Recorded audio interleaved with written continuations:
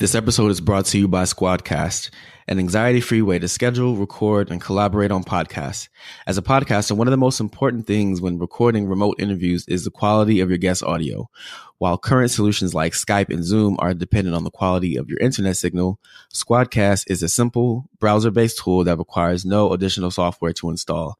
Your audio is recorded locally as a studio-quality WAV file, then magically uploaded to your session with zero audio drift, making editing a breeze.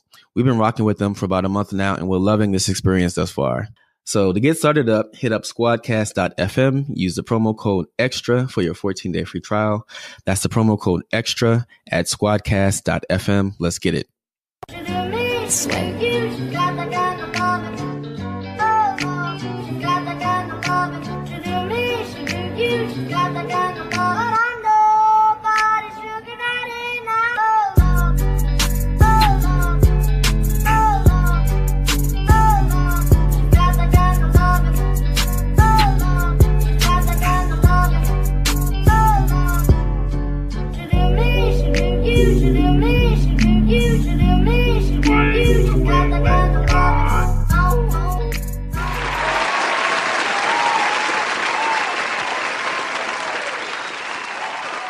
And welcome to the latest installment of the Extraordinary Negroes. It is your boy, Jay Connor. And I'm still Alex Hardy. And what you been up to, black man? Embracing the change of the season. Winter is retreating into autumn's booty hole once again, and all happiness is returning to the world. I'm enjoying the prospect of being able to wear short sleeves in the very near future on a regular basis without it being seemed as a calculated risk. And I'm looking forward to actually Mental Health Awareness Month and some dope content that we got coming up for the Extraordinary Negroes, and also with Get Some Joy that we'll have coming up, and going home to see my mama was excited about coming up. But man, just getting this self-care tool that we've created with Get Some Joy popping. We'll be rolling that out here shortly. We'll be involving some awesome people, Dr. Joy from Therapy for Black Girls, and we have a really cool partnership that we did with Crisis Text Line that I'm be excited to announce very soon. That's dope. Yeah, just trying to stay black and unashy out here in this age of presidential swamp donkeys. How about you? It's been an interesting week, which we are about to get into here in a second. Mm-hmm. But outside of that, I've just been doing a lot of not sleeping, not eating, and a lot of writing. I've been helping the fine folks over at How to Help a lot lately. So many times we run into issues and we don't know the next step. We identify an issue where we garner awareness about it, and then we don't know what to do afterwards. So we've been coming up with some action steps on how to tackle a lot of this bullshit that's out here. So that's a really dope experience. Also, my piece this weekend went live over at Huffington Post in light of the week that was with so much stuff going on in the hip hop community. I decided to kind of reassess where I'm at and how I feel about hip hop. I don't want to spoil it, but definitely go check it out. It's called How Continuing to Listen to Nas Makes Me Complicit in Misogynoir. So go check that out over at Huffington Post. And it's kind of interesting because it was kind of sparked by a conversation I had with Panama last week about, everything that was going on. So, but in regards to addressing everything that's going on, I think we need to address the elephant in the room, which of course is Universal Fan Con, which, as our loyal and lovely, well-moisturized listeners know, we were supposed to be doing a live show in Baltimore this past weekend as a featured performer at Universal Fan Con. And our surprise guest, the illustrious Unique Jones Gibson of Because of Them We Can, was supposed to join us. There was a lot of fanfare, a lot of excitement, or so we thought. And I will let Alex explain what happened with that situation. So what had happened was,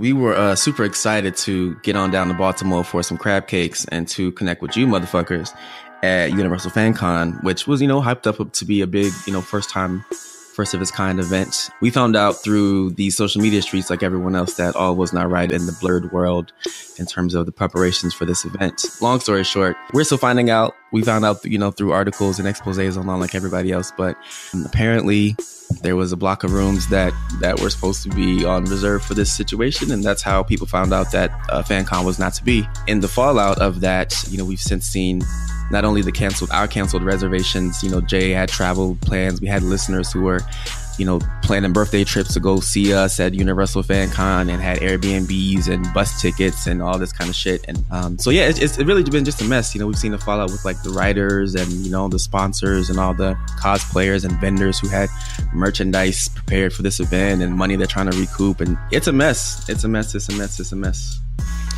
Yeah, it's pretty fucked up. It was a lot. Like, to Alex's point, we had literally no idea. It took Universal FanCon emailed me like 3 days ago and was like, hey, just so you know, there's nothing. Don't get on that flag.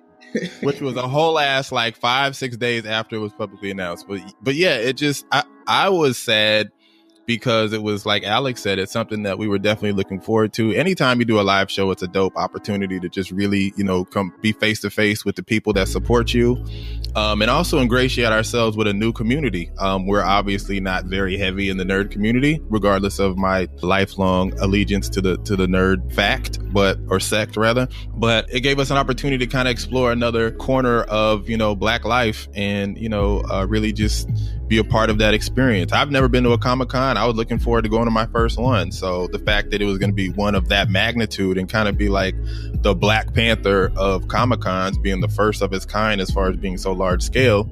But in the aftermath of learning that, well, first and foremost, I want to apologize to our fans that were coming out. We're definitely looking at doing something in the area within, soon. But yeah, it's just learning about everything in the aftermath, as far as learning about how like there was such like catastrophic mismanagement of like damn near $500,000, to learning about like the BGN staff members defecting and exposing all those crazy business practices. Listen, I'm not here to shit on Jamie. That being said, I have never in my black ass life heard of any writing publication that requires you to write 20 articles for free, unpaid, without being credited before you can transition into being credited for your work or compensated. I've never heard of that in my life. I can't verify that it happened, but apparently there are plenty of people who can corroborate that story. Yeah. It's fucked up. It's exploitive. And I really hope that moving forward, she doesn't do that bullshit anymore, because that's super foul. And as a writer, it pissed me off when I heard about that shit. But between that and Clarkeisha, who killed it for The Root with her article, which was amazing, and it really captured like the spirit of Universal Fan Con. Shout out to whoever wrote the expose over at Write About Comics. That was, as far as the investigative piece. Man, they came with all the receipts. Yo, they talking about they hired a bot to do marketing. They hired like this scammer, this Thai fam. I don't want to ruin Thai fam. Yeah, like it's a lot, man. It's just really like it really be your own people though. Like we really out here trying to save the world, and niggas be fucking it up. Yeah, and it could also, again, like I've seen people saying, whether it's just Jamie and other, I guess I forget there's another guy, Robert, or somebody else who was mentioned as, it was a brainchild of these two people. Even if it was something that started out with good intentions that got way too big for itself. I mean, if you can't make something like this happen with 52 niggas involved, it should not have happened in the first place. Message. As far as an advisory board situation, I just, yeah. Well, that and it had the same end result regardless. Yeah. I mean, but to your point, like it is unfortunate, and just seeing, the countless hours and, the time and energy and blood, sweat and tears, and the promised profits that all these people put into this project for, looks like well over a year for it to end this way. Thankfully, the people at, how do you pronounce it? Why Comic-Con? Oh yeah. They killed that shit. They put together, they scraped up all of our hopes and dreams and put together a beautiful event out in Baltimore, I believe it was, that, for the Blur community. It looks like it was very family friendly. People were able to, still present their wares and, bring dress up their beautiful costumes, and people were able to pull it together. And so thankfully it wasn't all bad. People, I've seen people creating funnels for, sites and pop-up boards for people vendors who were going to go and, sell merchandise, or, who lost, travel funds or things, trying to recoup some of the loss from this fuckery. So I'm glad it wasn't all bad, and some beautiful things were able to come out of such nonsense. Yeah. It's just, I'm not making this a shit on Jamie show. That being said, because all the organizers should be held accountable, and it's frustrating. Well, one, it's frustrating because she was the only one to step up and say anything. So I will commend her for doing that. But nobody wants to hear a co-organizer or a co-founder of an event or anything of that magnitude sit there and say, I was a volunteer. Like, no, nigga, that's not the way it works. Just because you weren't compensated yet doesn't mean you were a volunteer. A volunteer goes into something knowing they are not going to get paid ever. Your ass knew there was money on the back end. So you're not a volunteer. You got to own up and own that shit. And that's not just to her. That's to all of them. You know what I'm saying? Like, it's like, especially, no, you got to own it. As people, have pointed out, her going from co-founder and this is my baby to member to volunteer, like there hasn't really been a lot of accountability. Nobody really has said, like, nobody seems to know what happened. No one has, really seemed to say this is exactly what happened. And it just sucks because if this is postponed and not canceled and you expect folks to come again 6 months, a year from now for FanCon 2.0, whatever the fuck, like, good luck with getting folks on board. It's going to be an uphill battle getting folks on board for, trusting you, investing, their blood, sweat and tears, networks and everything else into bringing this to life again. So I don't know what's going to happen after this, but we're going to see. I'll tell you what's going to happen. Not a goddamn thing. But onto these reviews. Fred Fritz says, love the Extraordinary Negroes podcast. Insightful and informative, funny and filled with unlimited amounts of blackness. Absolutely dope. Thank you, Fred. Thank you for listening. Appreciate the love, fam. The Play Prof says, witty commentary as well as useful and well-delivered info. Priceless. Such blackberries and love. Thank you. And even to y'all who don't enjoy the name Extraordinary Negroes or find us particularly funny, thank you for your listen and your page views because you can't take those back.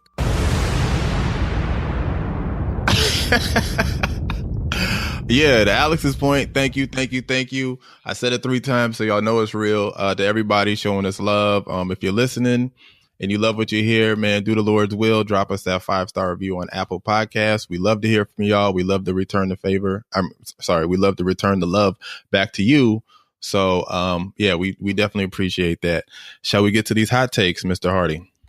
All right. So in the week that was, Reverend Deacon Kanye Omari West shocked the world by announcing a flood of new albums coming in June that include himself, Pusha T, a collaborative project with Kid Cudi. That should be dope. And Tiana Taylor, while also putting jaws on the floor by revealing that he'll be producing Nas's entire next album. But because we've proven ourselves incapable of having nice things, he also used his Twitter feed to throw support behind right-wing pundit Candace Owens, aka Original Recipe Stacey Dash, and the moldy mashed potatoes y'all black asses elected into office. Kanye West, the musician, personality, entrepreneur who fancies himself to be the next president of the United States, is now being called alt-right. Those turning on him say that the musician is once again struggling with mental health issues. So what triggered all of this? Well, Kanye has thrown his support behind Donald Trump. Naturally, niggas was not having that shit.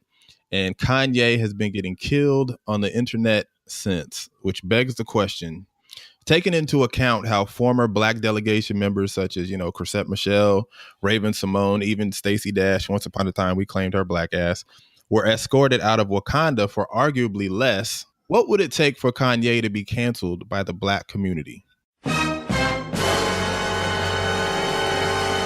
It's going to take a lot. I think that because of his background as a producer and his whole, he's Kanye, is, in that R. Kelly regards, as far as it's going to take a lot for us to totally wean ourselves off of Kanye or those who, who are in of the mind to cancel him. I think this is probably a marketing scheme of some capacity. I wouldn't be surprised if his album is called Free Thinker or some shit like that. He seemed to express be backpedaling in terms of, he needs to be researching more before he considered himself a conservative or be labeled as such. So this will all be, I think this was all short lived. It's a temporary tap dance. But as far as like him being canceled, people who have canceled him already, John Legend and people already try to reach out to him, and he's just showed that Kanye is different now and probably doesn't. People say that he don't care about black people, but I think it's short term. I don't really think this is. You never know with this nigga. I definitely don't think they should be blaming the Kardashians and, his problems on his wife, his current wife. Yeah, that shit is whack. If the nigga needs to get his act together, especially if he's going to be supporting and promoting messages of hatred that are not about helping the people that look like him, and that people who would not be supporting people who look like him if he were not Kanye West. So I just want him to get his fucking shit together. Yeah, I think that the question that stems from Kanye's behavior both recently and over the course of the last decade and change is, how much grace are we supposed to give this nigga? You know what I mean? Like, how much at what point do we say, fam, enough is enough? Because I acknowledge the fact that part of the reason why it's difficult to cancel him is because, one, he has such a tremendous accumulation of cultural currency. That, and, you know, people are also giving him a pass for what they presume to be mental illness.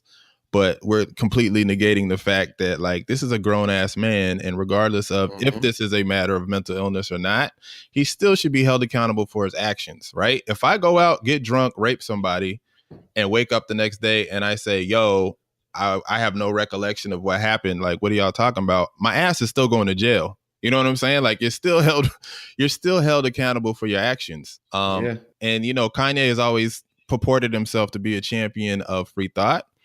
And I like what Janelle Monáe said about this on her interview on The Breakfast Club, which we need to do a after party on Dirty Computer now that I think about it. But she said, and I'm paraphrasing here, that, like, you know, if your free thought comes at the expense, or the expression of your free thought comes at the expense and oppression of others, it's like, yo, we can't rock with that shit.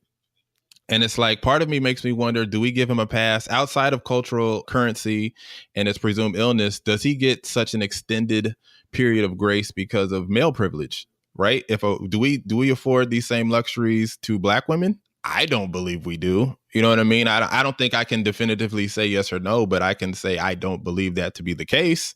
If Kanye was a woman, I don't think he would have been given this much grace. You know what I'm saying? So, I mean, you see how we handle Azalea Banks. I mean, even though, you know, she has her own set of fucking issues, but, like, just in terms of being a quote unquote free thinker and going against the grain and being, you know, as what people would call contrarian, and just, it really does show the limits of, like, yes, being able to express yourself and share, you know, your thoughts. And even if they're not, you know, what they are contrary to what everyone else believes in, even at times inflammatory, without being attacked for having those thoughts. But yeah, I mean, I think that grace does extend to the point where, you know, you're supporting people who are harmful to your people like you, people in your community who live where you came from. I mean, so, you know, take your pictures and do whatever you need to do to sell your fucking album. But at the end of the day, once you start promoting messages that are harmful to your community, that's the shit where, yes, people do need to call you out on that shit. Like, you know, Vic, what's his name? Somebody Staples and Vic Staples and John Legend was trying to do to his ass. I mean, definitely more of that. But I just think, yeah, however people can reach him, unless he's in his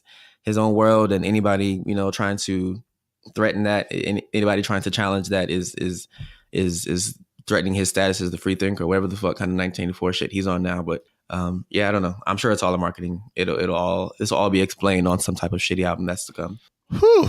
Also, another important nugget of news that got lost in all the chaos last week was Mariah Carey's revelation in an exclusive People magazine interview that she suffers from bipolar disorder. Although she was diagnosed in 2001, she admits, quote unquote, "I lived in denial and isolation and in constant fear that someone would expose me. It was too heavy a burden to carry and I simply could not do it anymore." Wow. In her cover story, she also detailed an incident in 2016 where she was hospitalized after believing that Michael Jackson, Whitney Houston, and Prince were coming to her house for a dinner party. So we got to ask, we always make it a point to address and explore mental illness in our community on our show. What are your thoughts on this revelation? Do you look at Mariah any differently, or what do you think about this whole thing?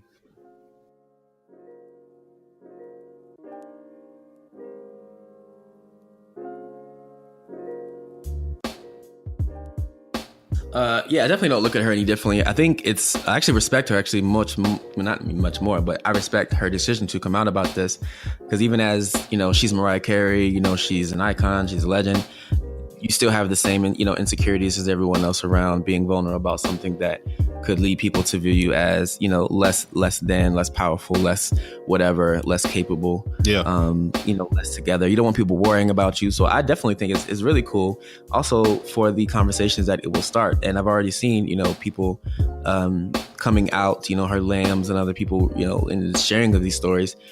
Also then too feeling comfortable sharing their stories and what they're dealing with, or that they too deal with bipolar disorder. I think it's fucking awesome. I think more people, I mean, it's obvious more of us are struggling than have been open about it, but I think the more people like Mariah speak out about it, the more people, her fans and listeners and everybody else, will feel, you know, comfortable talking about these things that we're all fucking dealing with. I mean, we're all dealing with something that really just doesn't make sense to. And, you know, seeing people's behaviors, like, you know, seeing her in the public eye in the past couple of years, I could imagine so.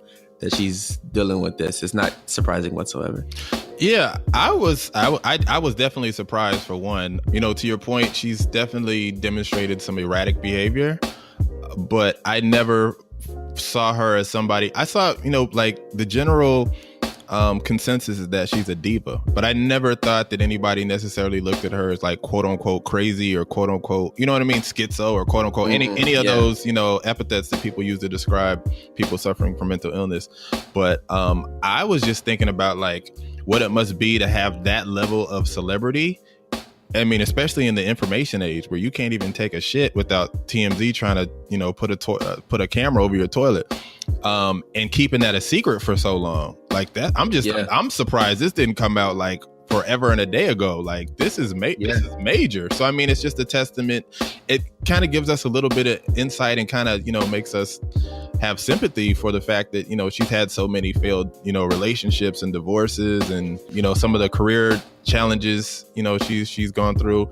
And honestly, it partially made me feel that it might indirectly contribute to what happened to her voice, because if she was, bipolar, having a bipolar episode, and she wasn't taking care of her voice like she should have, you know what I mean? Like if she was drinking too much or doing things like that can ruin your voice, I wonder if that kind of plays into it as well. You know what I mean? Potentially. I mean, I'm sure the voice thing is maybe just like a prolonged. I don't know if she's smoking or if she's just not taking care of her voice like other people whose voice is sustained. Yeah. Unlike hers has not been able to do. But yeah, I mean, to your point, I think it is, I can imagine. I mean, I know, how freeing it has been for me, but, to be that person, people have all of these expectations and hopes and dreams and, ideas about who you are and what you're capable of and what your life is like. And to be carrying that shit around. Yeah, that must be heavy. I'm saying we deal with but that. I'm sure it is freeing. Yeah, absolutely. I'm sure you're right. I'm sure it is like very, at least unburdening, even just to, even if she hasn't told us any stories or, she told us that, that one story, but, like as far as what it's like on a daily basis, how does that affect her as a performer, in her, when it's time to go on tour, when it's time to, get on TV and do whatever the fuck she's doing these days. But yeah, I wish her, strength with that. And I encourage other people, who see that and are able to, recognize that if Mariah Carey, who's, out here doing all these things and traveling the world and touring and releasing music and, on TV and doing, has had this career, has been able to deal with that and still like be great, then, it definitely shouldn't speak to, you should remember that, your, whatever it is that we're dealing with doesn't speak to like your worth or your value or your potential. So. Yeah. And Mariah, if you want to come on the show and talk about it, you are more than welcome to do so. Listen, but we'll make room. About this Patreon situation. Alex, would you like to share the good gospel of Patreon to the fine listeners at home?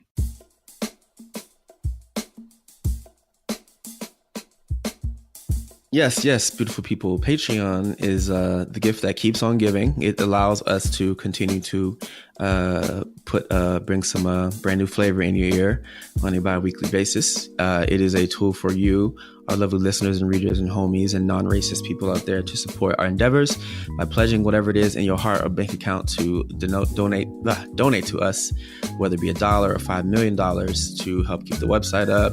We're working towards being able to, contribute, fund our contributors, keep the podcast afloat, all the wonderful tools that help us make magic.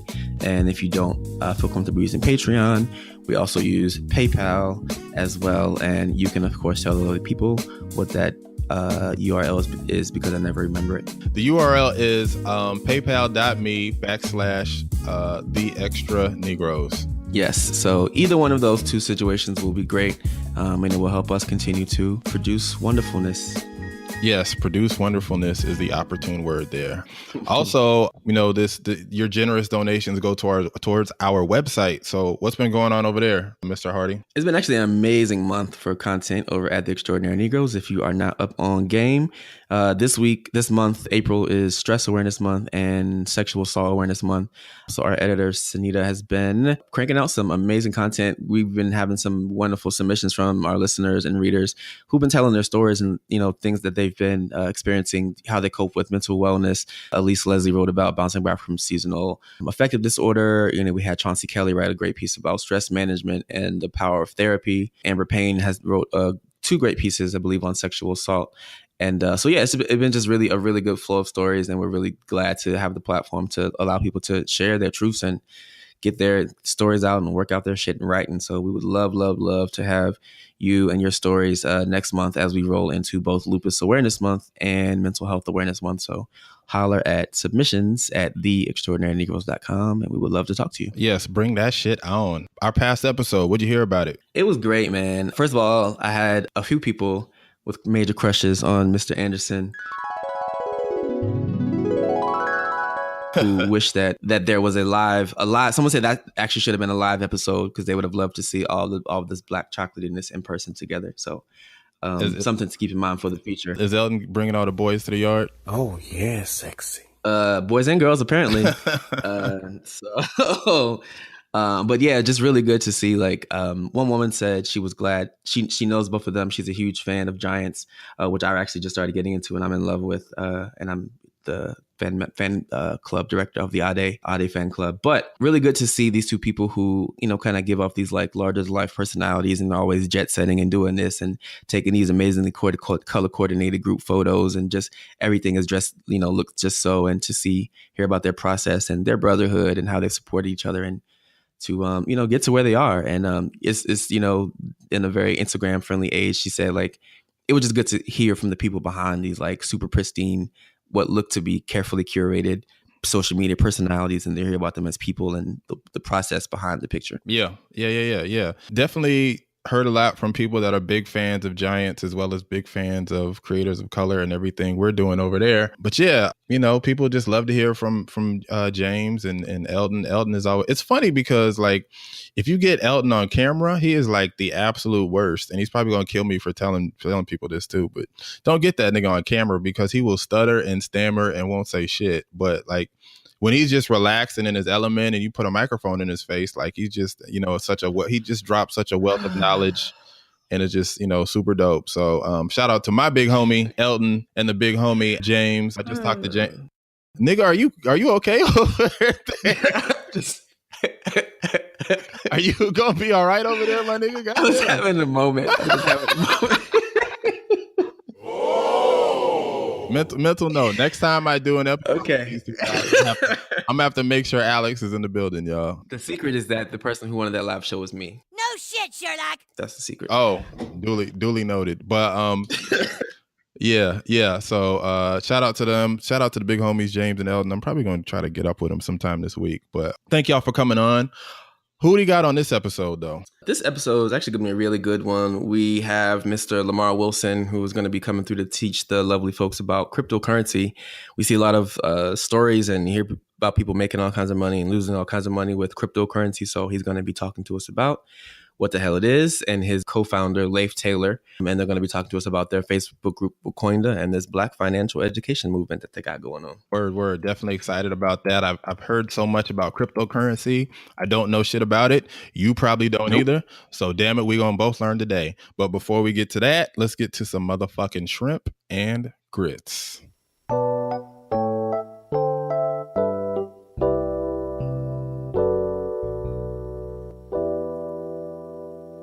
All right, Joe asks, I'm sure you guys have seen the outrage all over the internet, but I must know, do you guys wash your meat?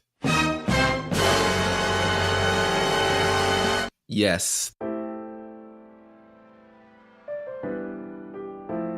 The meat must be washed before it is consumed. You gotta wash your meat. You gotta love and tenderize your meat before you put it in your mouth. I didn't even know this was a thing until like that video came out, and then people are like, oh, but you can cook it away. Like, no, nigga, that's not the way it works.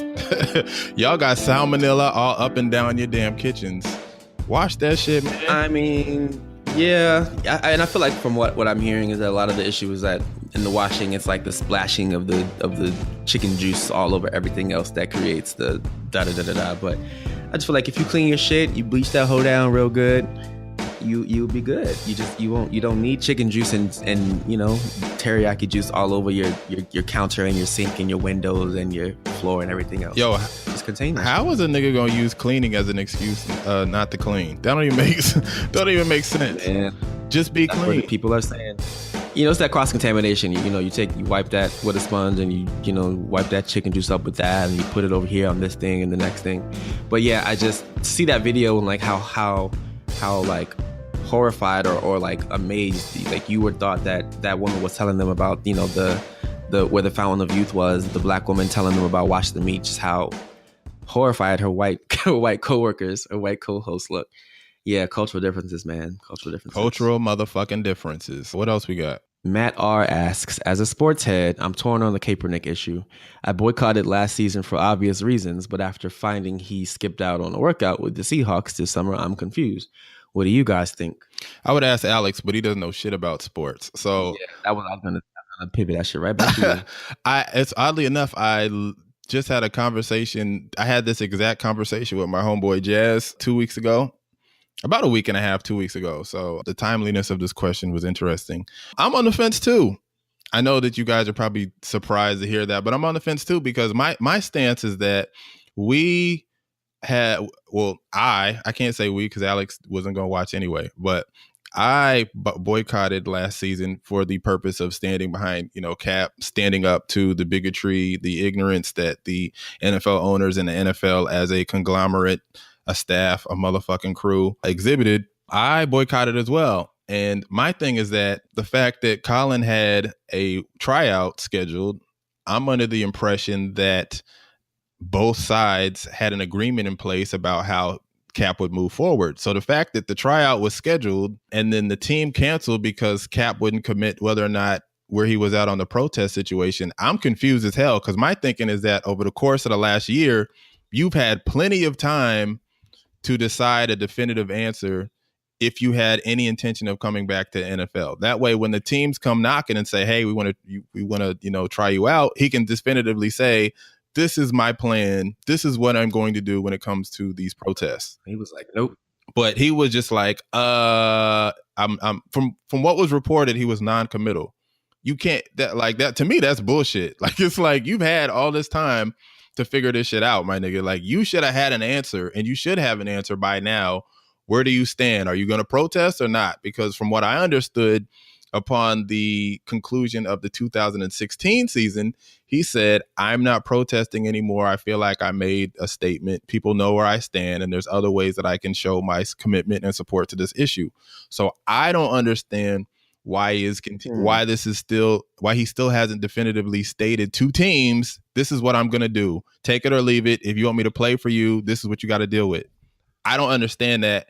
And I have a problem with that too, because it's like, my nigga, if we riding with you, you owe it to us as a people, but as well as the people that are rocking with you on this issue, to let us know what the deal is. What the fuck I look like? We're protesting. Yeah. Protest along. Like, my nigga, like, if you don't know what you're doing, how are we supposed to rock with you? And it's like, it's frustrating because my team, there wasn't a chance in hell this nigga was going to sign with him anyway. And it's like, I'm saying that in jest because this is about the bigger issue. But the fact of the matter is, it's like, yo, if you don't know where you stand, how are we supposed to stand behind you? How do we know? Yeah. So I'm confused too. I'm on the fence. I'm not going to sit here and act like I'm going to, jump out the window and go be like, oh, well, I'm watching football this season. Fuck y'all. I still don't know what I'm going to do. To be 100, I was like, last season, I was like, I'm going to do this for this year. I'll reassess where I feel next summer. I haven't seen. Is he? Oh, go ahead. Is he like big into like, I know. Well, what I thought would happen is he, has his passion and his interest kind of shifted towards, is he less interested in football? No. Has that interest changed? That's the narrative. Okay. That's the narrative that they're pushing to, to coincide with their agenda. Like, oh, you don't want to do this shit anyway, so you're not boycotted, you're not blacklisted, you're just more interested in humanitarian, efforts. And it's like, no, that's not the case. This nigga's been working out like a maniac the entire time he's been doing all this other shit. So he still wants to play football, which is why I'm frustrated, because it's like, nigga, you should have an answer to this shit by now. Is it Uchi Wally or one mic, fam? Like, what is it? You know what I'm saying? So I hope that sooner than later, he makes it explicitly clear where he stands. He posted something on Instagram about him saying, I will not stand. And it was a quote from Jackie Robinson. But what is he telling these teams? That way we can all move forward and know what it is, especially to those of us who are supporting him as fans by boycotting the league. You know what I'm saying? Right. Are we watching or are we not watching? Yeah. So thank you for those questions. If you have colorful questions and anything else you want to get to us to let us opine on the show, definitely, shoot us an email at theextraordinarynegroes@gmail.com. You can tweet them to us. You can text them to us. You can slide in our DMs on Facebook, Instagram, or whatever. So yeah, shall we get to this interview, Mr. Hardy? Let's get it. Let's get to it. Hailing from Lexington, Kentucky, Lamar Wilson is the mastermind behind blockchain company Hijro and the instructor of the Black Business School's popular Welcome to Cryptocurrency 101 course. As one of the most sought-after experts in this space, he's a regular contributor to investment groups such as Black Crypto and Wakoinda on Facebook, and makes it a point to spread the gospel of Bitcoin Christ whenever possible to his massive social media audience. Ladies and gentlemen, boys and girls, lugs owners, and the distinguished souls who tolerate their footwear, Mr. Lamar Wilson and his co-founder, Lafe Taylor.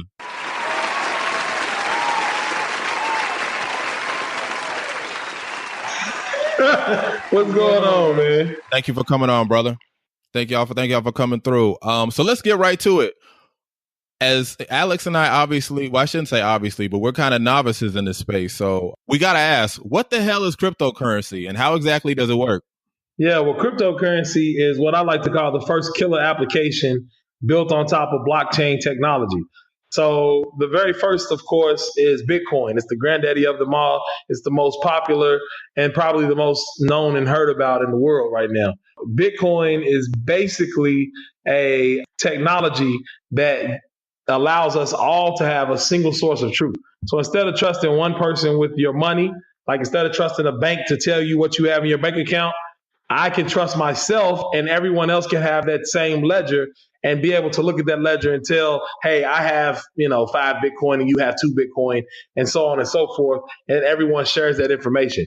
That is huge when it comes to freedom, because decentralizing and having a distributed ledger, decentralizing that ledger so that it does not sit in one general location, allows you to have more freedom, and you don't have to worry about some third party controlling your funds. So Bitcoin and cryptocurrency are the same thing? So Bitcoin is the first cryptocurrency. Okay.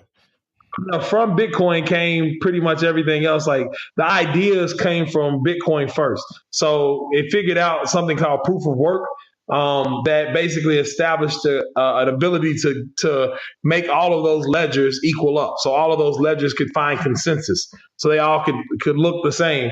And it invented that and basically defeated the double spend problem when it came to trying to have a digital currency. Okay. So another term that we hear that gets thrown around a lot is called blockchain. Now, what's that?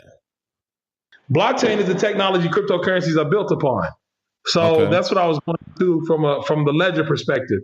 Like I said, the cryptocurrency is what's on the ledger, is what's being tracked on the ledger, and also is the incentive to run the ledger and to validate the ledger, I have to say, for most chains. I mean, there's a lot of differences. You might have some with masternodes and those kind of things, but at the end of the day, the blockchain is the actual database, the ledger that is secured with cryptography, and then distributed and decentralized so that everyone can have access to it.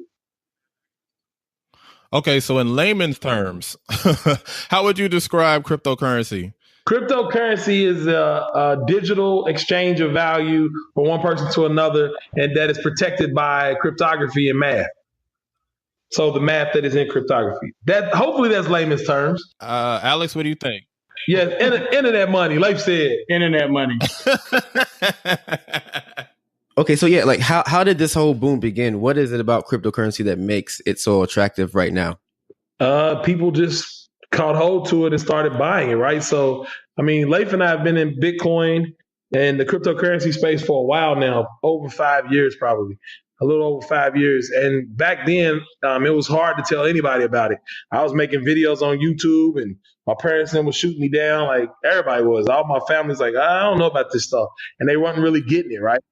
They wasn't really getting it. And then all of a sudden, I mean, you get enough money behind it, enough billionaires. It's what's so funny, man. We always allow other people to dictate value for us, right? So it's not valuable until somebody else tells you it's valuable. And so all of a sudden, when somebody else tells you it's valuable, and then you get all of these, scammy type marketers out there marketing it, and then you got all of these people selling you how to get into crypto and make a lot of money. Then all of a sudden, more new money, as we call it, comes into the space, and that's what gets everybody hype about the situation.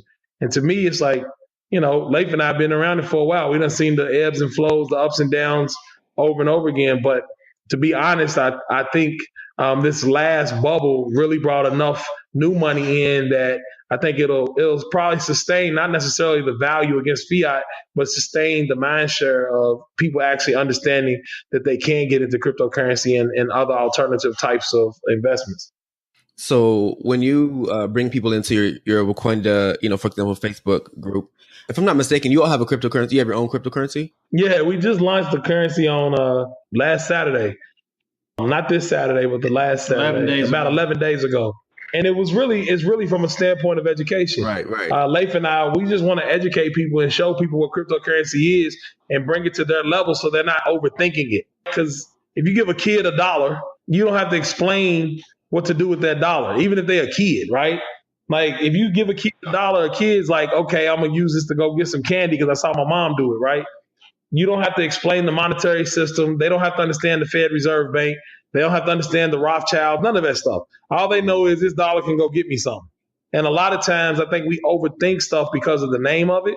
And so what we did was made a really simple cryptocurrency and wallet so that people could exchange value and see how easy and quickly it is to exchange value one to each other without anyone controlling that. It's Garvey's, was it?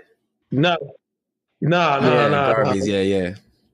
Garvey's, man. Yeah, Garvey. So it's a little deeper than just talking about the movie Black Panther. The name Wakanda was a joke at first because we used to be called the Black Coin Group.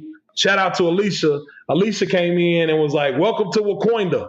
And so everybody laughed about it. And so I was messing around with the settings and I changed the name of it just to play around with it. And I put it up on the post and everybody liked it. And when I took it down, everybody hated it. So I was like, well, the name of the group is Wakanda. People have spoken. Yeah, so our currency, the lowest denomination is called a Garvey, and then the larger denomination is it takes 1 million Garvey to equal up to a CJ. And I'll let you guys guess where CJ came from. Madam CJ Walker. That's it. Correct. All day. Yeah, that's it. Dope. So we're paying homage to both of them, commemorating the both of them. Garvey from the foundation, and then Madam CJ Walker for being the first self-made African-American millionaire in this country. First female self-made millionaire in the country as well. Yeah, female. So as far as like how the value of it in that group is determined, or as the currency that you'll have, how do people in that group, for example, then go and use those Garveys to exchange goods and services? Like you assign value to, just like everywhere else, a value for I need this done, or how are other people in the group using the Garvey as currency? Well, yeah, that's what's so crazy, man. We weren't expecting it to happen that fast, but immediately somebody took the currency and said, I'm going to go buy this domino table. And the guy offered a domino table, really dope domino table, custom-made domino table for 10,000 Garvey, which of course establishes a price in the market, right? Then somebody sold a concealed book. Then people started selling their services. There's a young lady on there, 19 years old. She's been setting up people's businesses, their EINs and all of that for Garvey. There's a gentleman on there that basically made Wall Street. He created his own Wall Street. He's starting to buy and sell the Garvey for cash and Bitcoin and all kinds of other stuff. So all of this, what it shows us is that the moment we begin to create value, then what happens is other people begin to create on top of that. And instead of us getting dictated value to us, we have the ability to create whatever value it is we want. So that's where the value comes from, is the fact that people in the group are willing to accept it. Outside of the group, there was a barber that put up a post that said, I will take, for the next 5 customers that come in with Garvey, I will cut your hair for Garvey. So he's already cutting hair outside of the group for Garvey. Wow. So it's like that stuff is spreading, and think about it. It's only 11 days, man. Literally only 11 days. That's pretty dope. Yeah, we think so. Yeah, that's pretty dope. So yeah, considering that markets fluctuate so wildly, what reasons would you recommend for people jumping into this currency over other forms of investment? Stocks, currency exchanges, things like that. Yeah, that's the thing. We not telling nobody jump into this currency. We telling people to get this currency to learn how to use it, right? So I wouldn't even say I don't. And that's the thing. I don't ever really recommend any stocks or currencies or anything for anybody to invest in. That's not what I do. I tend to just give information and allow you to make an educated decision based on the quality of information that I can give to you. Right? I don't usually recommend individual anything. So if anybody wants to come in and get Garveys, I mean, right now the way they're being distributed is for free.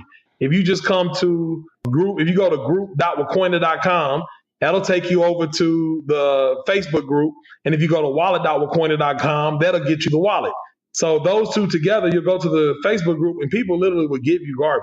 Like they'll just give them to you. Even though people are trading them for actual dollars, they'll still give them away. People are giving away hundreds of thousands of them. That's what's so crazy. Like people are literally giving away hundreds of thousands of Garveys, and then in the marketplace, in the Wakoina marketplace that we have, people are turning around and buying services that they normally would have paid $300 for those same Garvey. So we have created some type of economy where the distribution is giving and the value is in goods and services. It's crazy, man. It's really nuts right now. I think that's awesome. It definitely gives us a way to, like you said, like kind of control the value of our services and the goods that we have to offer. So I know, as Black folks, this is very important. I of course see the value in it, but what do you say to skeptics, or how do you have you had skeptics, even in your circle, people who this may benefit, who are not open to this type of new way of thinking? Like, what have you said to, or what is, how do you engage with those types of people? I mean, the thing is, like I said, is most of the time, especially for those, because let me get into that. I never said what Wakoina is about. Wakoina is basically a group that is created to use love, collaboration to economically empower people as a whole, right? And so it's around the eradication of economic injustice and inequality everywhere. And we think we can get there if we first build on a foundation of love, working together, right? Because, I mean, the way capitalism normally works, it's about one person eating. It's about like creating a table, everybody bringing their gifts to the table, and then the fat rat eats and everybody just gets the scraps, right? You think about any of the large businesses that are out there, you got these crazy multi-billionaires and the business itself sitting on $200 billion. And then you got employees making, $7 an hour, right? What we're talking about is what we like to call potluck capitalism, where everybody brings their goods and their values to the table, and they add value to the table, and we all eat until we full. And I've never been to a potluck where ain't nothing been left over, right? So that's a different mind shift from what we normally see from a capitalist standpoint. It's almost a mix of socialism and capitalism together, where it's like there's a giving component, but the people at the top who are actually running the business will still make money because everybody has a little bit more to go around. Everybody has some. So when we have critics, most of them come in because they come from a place of not understanding the value of going from 0 to 1, right? Yeah. There's value from going from 1 to 2. Everybody understands that, 100% return, right? But going from 0 to 1, if you did the math on that, you would basically get an infinite. It would come up on your calculator infinite. So what I'm saying is that's an infinite return that you're getting back because you literally made something out of nothing.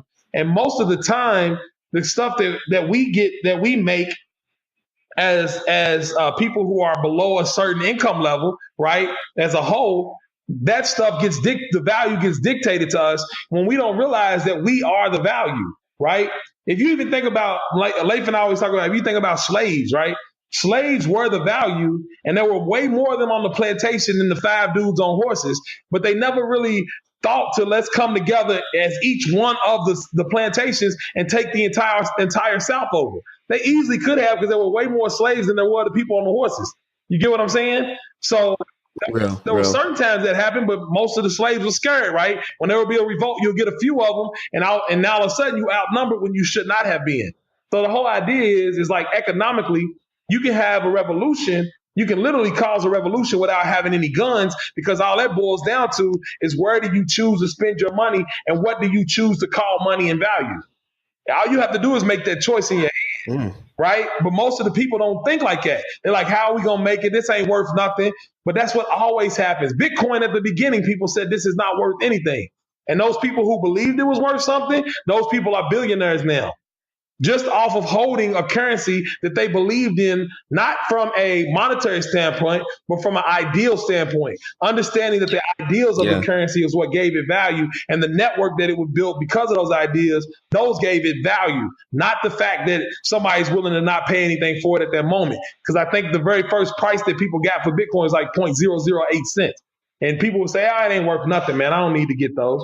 But now when it's sitting around $8,000, $9,000 or whatever it is today, who knows what it is today, that in and of itself makes people look like they're smart because they jumped on it. But when you turn around to African Americans or turn around to people of color or people who have been oppressed economically, and you tell them, listen, this is the same exact thing, they go, nah, this ain't worth nothing. It ain't going to be worth nothing. And you're like, well, we've seen this happen before. At the end of the day, it all comes down to, do you believe in us? Do you believe in us working together as a whole and working and bringing our value together as a whole? That's what's going to bring it value. And it's not going to be overnight. It's something that has to be grown like an oak tree. It's something that you have to cultivate and water and make sure that everybody keeps it safe around it, so that when it does grow, it will continue to bless the people who help grow it from here into the future. That's what's generational wealth, right? That's how you completely go from 0 to 1.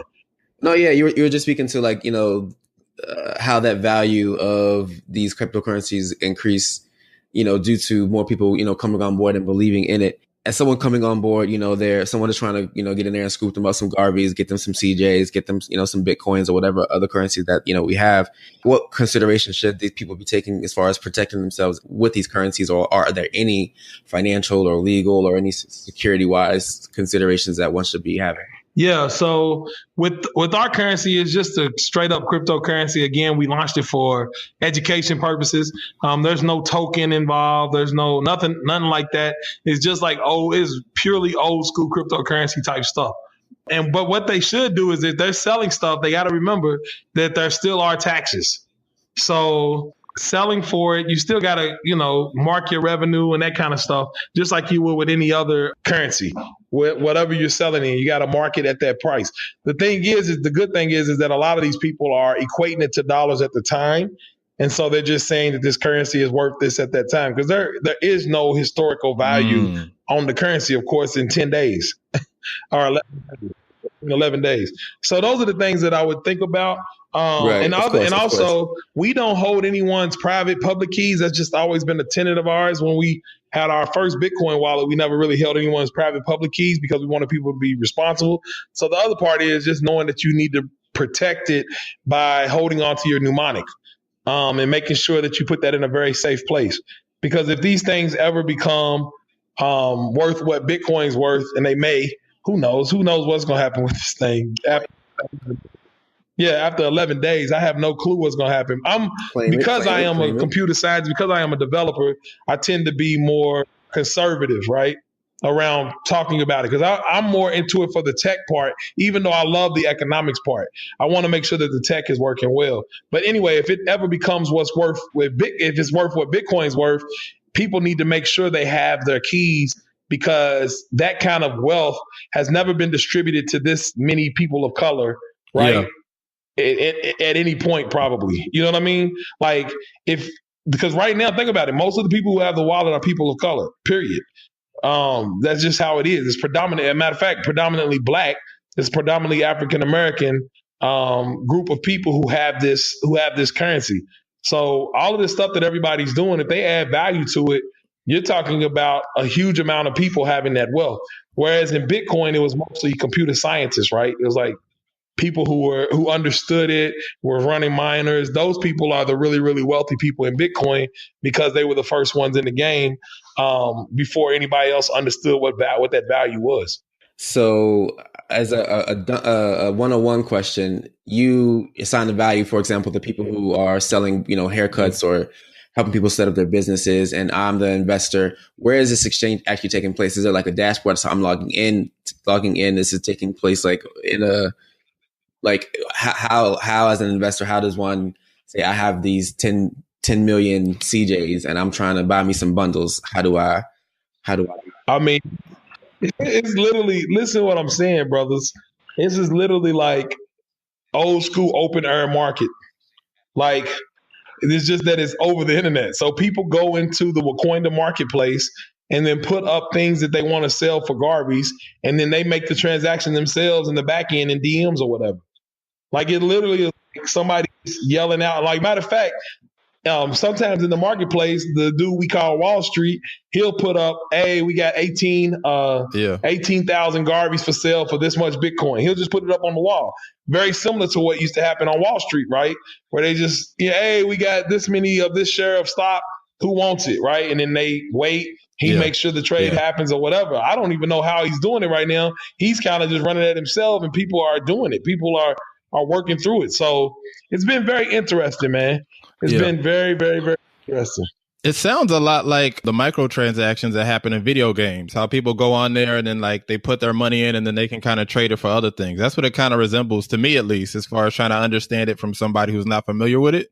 Yeah, it's just an economy. Yeah, I mean, at the very base level of it, video game players definitely understand it, especially if you were playing like World of Warcraft or something like that. You understand that there are internal economies. I guarantee Fortnite is probably going to have an internal economy pop up where people are going to start trading stuff if they can across, you know. So it's like those are the things. It's the same thing. Economies are very simple to understand. All of us understand it because we all are in it, but we always make it more difficult than what it really is, right? All of us are embracing economies every day. Little kids understand economies, right? They just understand these LOL dolls. I could trade these for cookies, right? I remember we used to have free park, and people would be like, "I'll give you 2 juices for your oatmeal cookie." That was an economy. Right. You know what I'm saying? So it's like that kind of thing. That is, it's the same exact thing. I just think people overthink it instead of letting the economy go. Because before all of these had names, before economies had names like economy, people were just trading things based on what they needed. So it's no difference. And all they did was at that time, and some of those times, they had cowrie shells to become the medium of exchange between the guy that had the goat and the guy that had the green beans, right? Who was growing the green beans. It was like, I don't need a goat right now, so I'm gonna give you these cowrie shells so then you can go and get milk from the guy who has the cow, but the guy who has the cow needs green beans. So that's how you are able to transact without just straight up bartering back and forth with the goods you had. So you get this medium of exchange. And what has happened is this medium of exchange has happened because people have taken this currency that was given out freely and begin to associate value with it, again, creating value and not allowing value to be dictated to them. Yeah. So where can our audience go to learn a lot more about, like, you know, cryptocurrency, Bitcoin, blockchain, all of this stuff? I mean, you said the Black Business School, I teach a class there, Crypto 101. It's been well received. Matter of fact, a lot of the people in the Wacoinda group, I know them because they took that class. I teach that class. Okay. YouTube is your friend. All you got to do is look stuff up. I would always tell people to go to bitcoin.org, not .com, but .org. Look at the Satoshi white paper.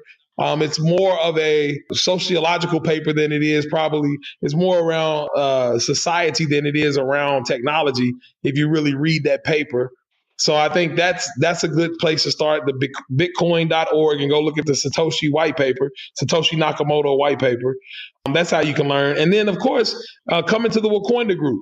I mean, in the Wacoinda group, we have plenty of people in there that know about cryptocurrencies, that are trading them, that are holding them. And of course, you'll learn how to use one because you can go get the wallet and, you know, start exchanging a cryptocurrency in real time, right? And actually see how that stuff can actually be used. Okay. That's what's up. Yeah, that's cool. That's really cool. What's next on horizon for you and Hijro? So at Hijro, we still working through stuff with banks. We basically, the system we built is made for people who have trade asset applications, right? And so we work with those types of entities, which normally at the moment, the majority of trade asset transactions from a open account standpoint go through banks. So we work with banks to finish that. So we still working with banks, working through some of our phases of proof of concept into pilots, right? So that's pretty much what it is. Boring stuff for the most part. And that allows us to, you know, work on the Wacoinda stuff we can in our meantime. What we like to say is late night, early mornings. Okay, and wait, so outside of the Facebook group, is that the main port of communication? Is there a Wakonda.com, or is all of your main communications done through if anybody wants to reach out, connect with you, learn more about some Garveys, is it all happening through the Facebook group? Right now, it's all happening in the Facebook group. So Wakonda.com is just a holder, but wallet.wakonda.com. So it's just wallet.wakonda.com.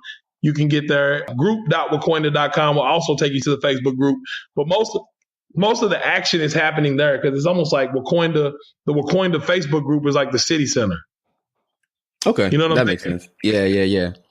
So it's like everybody goes in there and talks. And now we just created a visitor center yesterday that people are enjoying to kind of tell you everything that's going on with Wakonda. And then in there, you get free Garveys. Like, that's what people are just having a good time. You should see it. They like running quizzes. I learned so much about Black history the last week because all of these people were putting very deep Black history questions and then paying you for learning. So it's almost cool stuff happening. It was like they were incentivizing people to understand Black history on the Facebook timeline, and it was just huge, man. It was amazing. It really was amazing. Yeah, I think that's dope. I mean, any way for us to educate ourselves and be on an even level our playing field, and be at an advantage financially, economically for ourselves for the future. Because there's just so many of these trends, and you see. The average person, I don't know nothing about that. That's that fancy new age stuff. And you just get passed by, by so many opportunities and trends that can, change your life, or introduce new opportunities. So I definitely suggest everyone go check out Wakonda or any opportunity to just learn more about cryptocurrency. Because you hear more about it every day. And like you said, what started as something you could get for pennies is now worth who knows how much. So definitely smart to get in on this stuff while on the ground floor for sure. So yeah, thank you both for joining both of us, Lamar and Lafe, on today. We've now come to the portion of the show where we select our Extraordinary Negroes of the week. And that's basically any wonderful person who needs a little bit of extra shine, who's doing something amazing, who you think you want to give some special attention to, a person or persons, as we tend to do around here. So if you need a little bit more time, I will let Jay go first with his stealing ass. Yeah, I'll set it off proper. Earlier in this episode, we talked about the Universal FanCon debacle. And I won't revisit that entirely. However, one individual I want to give a shout out to for their tremendous work in really just going in and investigating and really explaining the depths of how deeply disinfected our community is Miss Clarkeisha Kent. She wrote a amazing op-ed over at our family over at The Root. It was called It Be Your Own People on Universal FanCon and the Perversion of Community. That is just an amazing piece of work, and I definitely recommend everybody go check that out. And I just wanted to show her some love and congratulate her for doing that. It's just really important that our stories are told by ourselves, and everything just aligned up perfectly. She was the right writer for it. It was the right publication. She got the right editor. Shout out to Aisha. Everything just lined up, and she was really able to go in and really explore and expose what happened. So shout out to her, and she is my Extraordinary Negro of the Week. Do we need to come up with one? Yes, sir. Oh, well, look, I'm gonna say the Wakonda group, period, are the Extraordinary Negroes of the week. And the reason why we say that is that we're not the only founders of the group. We never say we're the only founders. We just probably the most visible. But there are other founders in the group who have literally made this group all about love and sharing information and basically like showing people that we can work together and that we can share not only information, but when the cryptocurrency even comes out, people started sharing that. Even though they knew that it had value, they're still sharing love with each other. And so I just want to say the people in Wakonda are straight up extraordinary Negroes. As a matter of fact, somebody made a post today and said, if you can't find value in Wakonda, then you're not looking hard enough because this whole group is full of Black excellence. Ooh, so that's the Extraordinary Negro of the week card. Message indeed. That's dope. Leif, you got anybody? Yeah, actually, I was going to say the same thing, man. The Wakonda group has been a blessing. People like we talk about the love and it sounds like, like we're just hyping it up. But Lamar and I, we've actually traveled to visit some of these people and it feels like family. It feels like family from day one. And so definitely the Wakondans, we got many people in there that are very educated. They're very knowledgeable in a variety of fields. and they constantly give back and don't ask for anything in return. That's the best kind of community. One that's not going to drain your fucking spirit just by you being a part of it. Yep. Yeah, it's true. Hallelujah. Hallelujah. Hallelujah. Shout out to the Wakoindans with that Wu-Tang West Side salute. So my extraordinary Negro of the week is someone who, you know how you just have people who like they don't know shit about you, but they just see you like, and you know they know exactly what you need. They know how to say the right thing, how to do the right thing. You know, random person out of nowhere, they just catch you at the right time, like exactly at the right moment, and they're just able to like just either lift you up or say the right thing to just make everything okay. So I had a trying week. And I went into a place near where you call it on the west side of Harlem, like Amsterdam, 152nd Amsterdam. There, I went inside and I was, you know, my spirit was weary and so forth. Is that like a brothel? I ordered. Well, it's a deli. It's a Dominican deli, and I went in. And basically, my extraordinary Negro of the week is the woman who. So I ordered rice and beans with pepper steak. She looked at me. We made eye contact, and I didn't even have to ask. She gave me extra gravy. Yo, and that made my entire week. Shout out to you. Shout out to anybody that gives you extra gravy. Double extra shout out to anybody that hit you with the extra napkins too, because they be really trying it. Listen, that's a real thing. Taco Bell yesterday. I got extra tacos from Taco. Anybody who contributes to that cause, like, you know, that extra anything, like, it's real out here. You can't get nothing for free. And so this woman, I don't know if she's Dominican. I don't know if she considers herself black, but she's a nigger to me. So she is my extraordinary Negro of the week for blessing my soul with extra gravy on my rice and beans and pepper steak situation. And she made the difference. Like, she piled, I see a video on my Instagram. She piled that bitch high too. And she did that. You did that. A timely surplus. Right on time. Right on time. Man. Well, fellas, is this it? Is this all she wrote? Yeah, I want to thank y'all both for coming through and blessing us with your excellence and telling us about the beauty of Wakoinda and how, you know, folks can get into this cryptocurrency game before we get left behind like some dusty old fools and be broke out here. So thank you both. In the meantime, everyone who is hearing our voices, shout out to you and subscribe via Apple Podcasts, tune in, SoundCloud, whatever platform warms your heart. If you love what you're hearing, tell a friend or 50 about us and how wonderful we are. Drop us a review on Apple Podcasts and don't be a racist. Yes, and dream those dreams, then man up, woman up, and live those dreams, because a life without dreams is black and white, and the universe flows in technicolor and surround sound. Blow. Peace out, y'all. See you, man. Yeah. Peace out. Live, love, life.